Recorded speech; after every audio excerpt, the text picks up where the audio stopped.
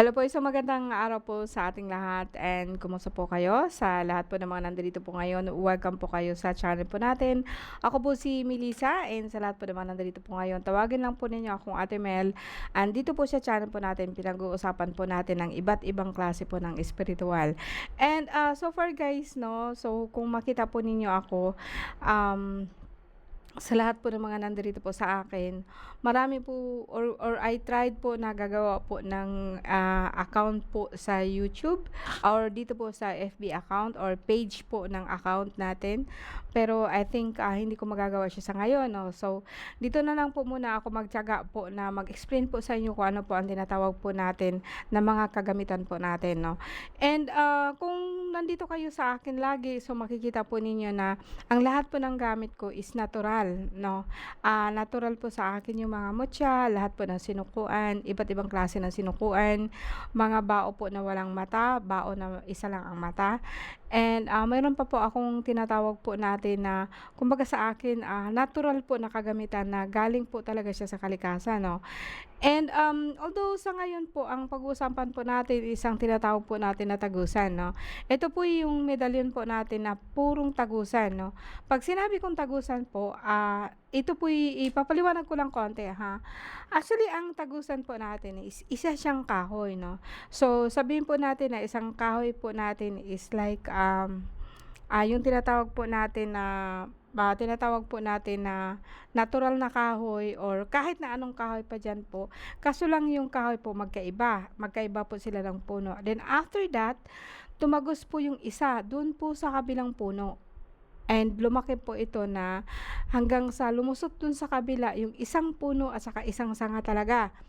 And, dito patuloy din po ang pagtaas po ng isa, like isang sanga lang po na tumagos. Now ito po yung tinatawag po natin na tagusan 'no. And, mas maganda lang po talaga siya kung sa akin. I'm so lucky guys na and I'm so happy also kasi marami na po akong klase po ng tagusan 'no. Hindi lang po siya iisa, in fact meron po akong 5 kaso lang isa lang po talaga ang hawak ko. Ang 4 po na hawak ko is sa aking kasama na lalaki kasi marami po akong lalaki. In fact, I think, 3 sila 'no or 5 lahat po ang lalaki ko and 2 po kaming babae. Pero ang sa akin lang po kasi 'pag ang hawak ko na isa is like, ito talaga po yung nino-nurture ko. Kasi nga po, ang aking tagusan is hindi lang po siya ordinary na tagusan, kundi ang puno po niya na malaki na sinuutan po niya ay isa pong puting sinukuan. Nandito po nanggagaling po ang aking, tainga, ang aking mga, puno po na may mukha po ng arko or tinatawag po natin na tainga kaso lang siya pahiga. Yang isa naman is like pataas 'no. Nandito din po nanggaling po yung aking mga tinatawag po natin na mga portal or iba't ibang klase po ng mga pintuan. And yung kahoy po na yun actually, ito po yung lupa na binibili ko and, sad to say 'no, blah, blah, blah, blah, blah, blah. So, nagkatuluyan kami pero do'n po sa isang klase po ng lupa, pero ito talaga gusto ko. And itong kahoy na 'to actually, isa po siyang puting sinukuan and tumagos po dito yung tinatawag po natin na eto 'no, eto na po siya 'no, eto yung sa loob mismo. Kung makita po ninyo guys 'no, eto siya, makita ninyo siya diyan and meron din po dito 'no, and meron pa po akong mga picture diyan 'no. In fact, eto yung picture ko. Eto yung tagusan mismo 'no, eto siya mismo, itong malaking, bato na 'to 'no.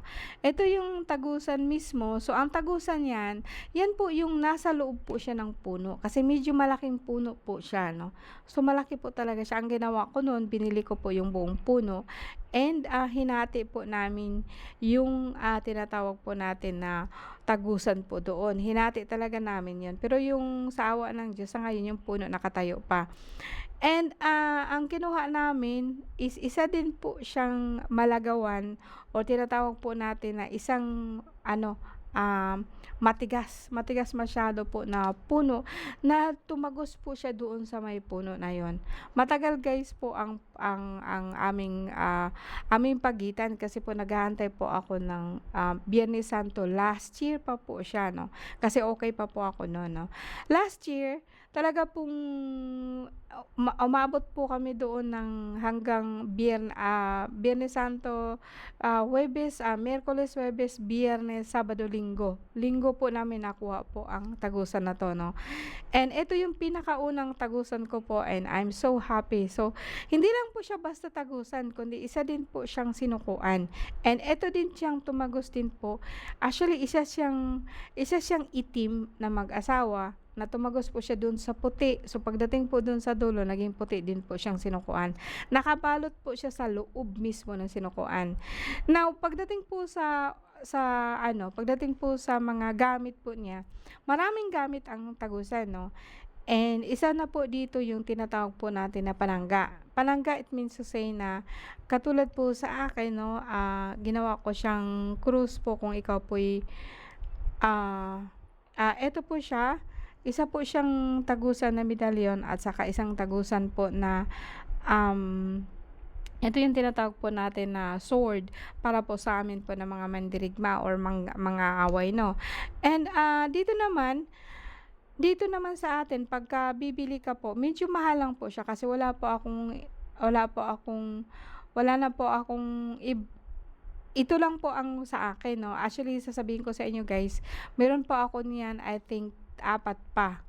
Pero yun po is ibinigay ko doon sa mga kalalakihan. Kasi ito yung tinatawag ko sa inyo na panggamit po siya sa sabong, no, and papaano po siya gagamitin. Hindi ko siya pala puwedeng hawakan. Kaya nung unang ni-release ko siya, nahawakan ko na po. Kaya di po ako nagbibigay po sa lahat po ng mga nagtataya or gumagawa po sila ng problema or anting-anting sa manok, no. And lalaki po dun ang pinapagawa ko. Nasa kanya po yun. Apat na puno pa po pero hindi ko siya pinapakialaman.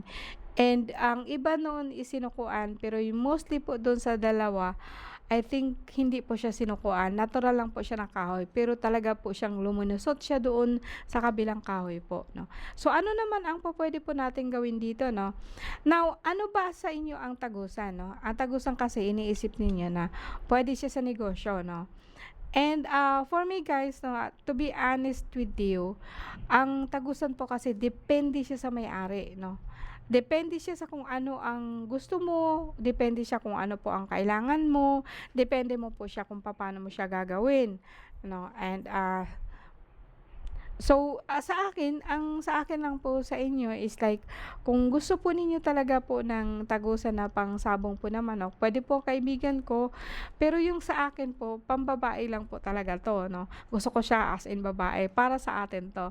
And diyan po sa mga nakakuha po nito, 'no, marami po akong nakakuha po na tumawid po sila ng lugar. Like say from New Zealand papunta po ng, Australia or mula po sa Australia papunta po New Zealand or sa iba't ibang lugar po, Canada papunta ng Australia. Ang sa akin po kasi, 'no, bilang bilang, sa akin talaga 'to, 'no, kasi nga po ako ang bumili, ako po ang nag-ano, and ako po talaga ang nakakuha nito. Although ang kasama ko dito ang binigay po talaga niya sa akin, pero hindi po siya nakikialam talaga, sa akin lang daw po talaga. Now, ang tagusan kasi is ginagamit ko siya sa kaso. Hmm, kaso, 'no. Kasuhan ka, like yung pinagbibintangan ka, 'no, talaga pong meron ka pong warrant of arrest, 'no. Hindi ka pa po nakapasok or nakapasok ka na po sa bilangguan or meron ka pong tinatawag po natin na, DORI or binabayaran mo muna tapos makakalabas ka po ng pansamantala. Yung nakapatay ka po, nakasagasa ka po, 'no, and, gumamit ka po ng ganito. And although man po siya may tinatawag po nating kaso, pero siguraduhin ko sa inyo na absuelto po kayo sa kaso, 'no. And, ito'y mas mantakin ninyo guys, 'no, last few days po is I think April 17 is ang ating, Holy Friday, and wala po ako nun kasi nga po medyo may nangyari po sa akin, 'no. But last year, ito po yung ginagawa namin and a year pa bago ko po talaga siya pinost po ng pinost po. Kasi bago pa po talaga ako nagbibigay. I think mga 2 months ago pa lang po ako na nagbibigay po sa inyo, no? Or pinapabenta ko na po sa inyo. And sabihin ko sa inyo guys, hindi po ito normal. Para sa akin kasi ang aking langis po is nasa 3,000. And eto po siya is medyo mahal po siya, medyo mataas siya. Pero pwede siyang magsimula po sa 2,500. Isang medalyon lang po. Ito po yung nasa loob niya. So kung makita ninyo, no, ito po yung nasa loob niya, no. And ito po ay puro po siya na medal, puro po siya natagusan. Wala po siya yung tumagos at saka yung natagusan.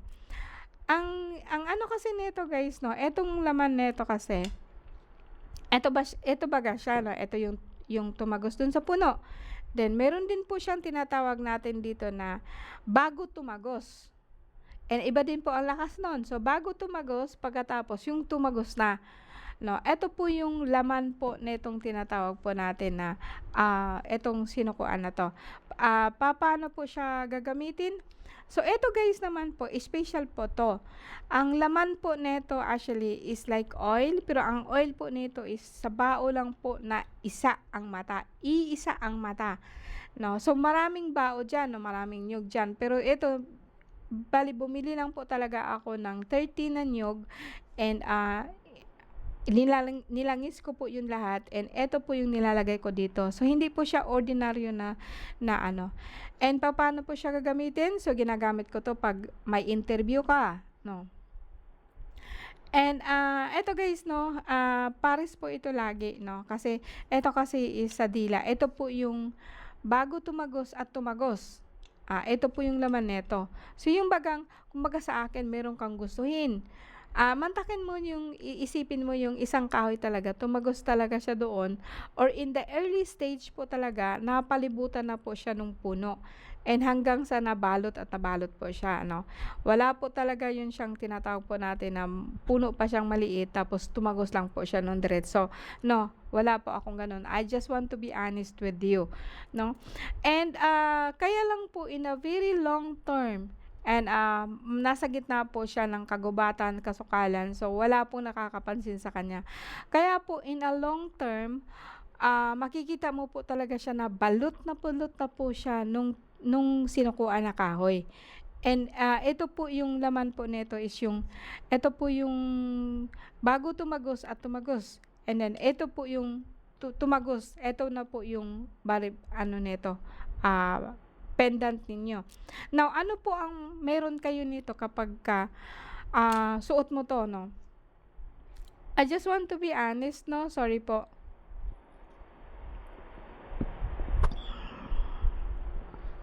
I just want to be honest with you, no, na kapag kasuot mo talaga to, is like nasa loob ka po talaga ng sinukuan na puti. And kasi nga po meron na rin akong pinagamit, meron na rin po ginamit din po ito ng mga kasamahan ko kung minsan. Kasi po kapag tinitira po kami ng mga sobrang mangkukulam, ginagamit ko po ang ganito, no. So ito po siya, pag suot po ninyo ito, hindi po kayo basta-basta makikita. Makikita ng inyong mga kaaway, which I mean to say is just like kung nasa astral ka po, nasa spiritual ka po, hindi ka po nila basta-basta makikita. Let's say for example, suot mo siya, no, and hindi ko alam na may suot ka and marunong siya, no. And titingnan po kita, no, sa astral, pipikit pa ako, tingnan po kita, wala po akong makikita sa'yo. Kasi protektado po ako ng aking suot po na tinatawag natin na tumagos, no. So, I mean to say, hindi ka nakikita kasi nasa loob ka po ng kahoy, di po ba, no. Ito po yung ano niya. And then, kung gagamitin mo siya palabas ng ibang bansa, then eto na po ang kaakibat niya.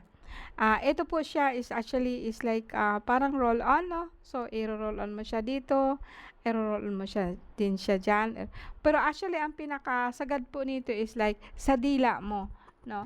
So ang dila po natin tapos iko-cross mo po siya diyan, iko-cross mo po diyan. Ibig sabihin niya, yung lahat po ng tanong sa iyo is like masasagot mo siya, magugustuhan nila. Wala po silang magagawa diyan. Alam mo kung bakit? Kasi po ang gusto ko po talaga is like makaalis, hindi mo ako makikita. Sabay po nito suot, tapos isusuot ko po ito is like I'm all done, I'm well, I'm okay, no?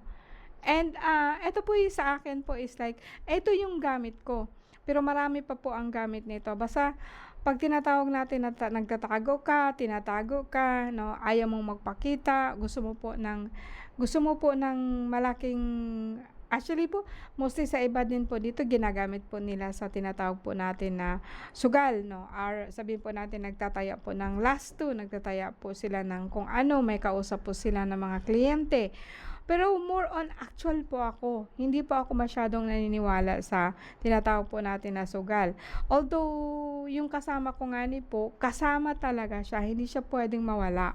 Kaso lang hindi po ako po puwede. Kaya I'm just being honest with you, kung gusto ninyong kumuha ng anting-anting ng sabong, sa akin po kayo dumaan, pero do'n po sa kasama ko. Siya po ang may hawak nun. May hawak siya ng ganito, 'no, may hawak siya ng ganito, siya po ang magsasabi sa inyo, siya po ang magme-mail sa inyo. Although puwede po niyan yung asawa ko, kasi yung asawa ko hindi ko siya kasama, eh, asawa ko lang po siya 'no. So, puwede silang dalawa po ang makikipag-usap po sa inyo. Hindi po ako nakikipag-entertain kapagka mga babae na kumuha lang po ng ganito para sa asawa nila, 'no, and, magsabi, "Ay mahal man pala siya ma'am." Eh, yes po 'no, hindi po siya ordinary po na nakikita mo lang siya kung saan-saan 'no. And pinaggastuhan din po talaga namin and ang mga kasama ko then, hindi po basta-basta ang bayad din po sa kanila kasi nga po pare-parehas po kami na nag-aasta pero lahat po 'to sa akin. Pero kung ano man ang gusto ninyo, basta ang sa akin po is dala po sa sugal, sa pag-apply po ng trabaho gano'n din ang gagawin, i-stripe po dito, lagay po dito sa dila, lagay po dito sa dila and then, mag-greet po kayo sa magiging amo niyo or maggi-greet po kayo sa sino man po na, nag-e-entertain po sa inyo. And I'll tell you what 'no, parang mawala din po yung hiya niyo kasi nga po parang very confident kayo and kapagka pinapanood kayo titingnan mo talaga siya sa mata para makapasok po kayo sa kanya and kayo po ang mapipili sa kanya. So ito po sa trabaho, pagdating doon, sa trabaho, trabaho, sa sino man nakausap mo, yung may dinidil po kayo 'no, may lalabas kayo, aalis po kayo ng bansa, mayroon po kayong interview. Ito po yung pinakamaganda 'no, ito yung pinaka-recommended ko po sa inyo kasi po ito po yung may dala po sa akin 'no. Ito po yung pinakasangga ko and, makita niyo may suot-suot po ako ng ganyan and hindi po 'to magagamit ng mga kasama ko kasi nga po hindi sila hiyang sa akin. Ang sa akin lang pera, ang sa akin lang maging maamo yung amo ko. Ang sa akin lang is like, sundan ninyo ako, yung irerespeto ninyo yung mga sasabihin ko at makikinig po kayo sa akin 'no. Hindi naman lahat po yun na arogante ka pero I believe in that na kung sakaling ano man po ang ugali mo, babaguhin po ng aking sinukuan o ng aking tagusan. Okay po, maraming salamat po sa inyo and see you again po next time.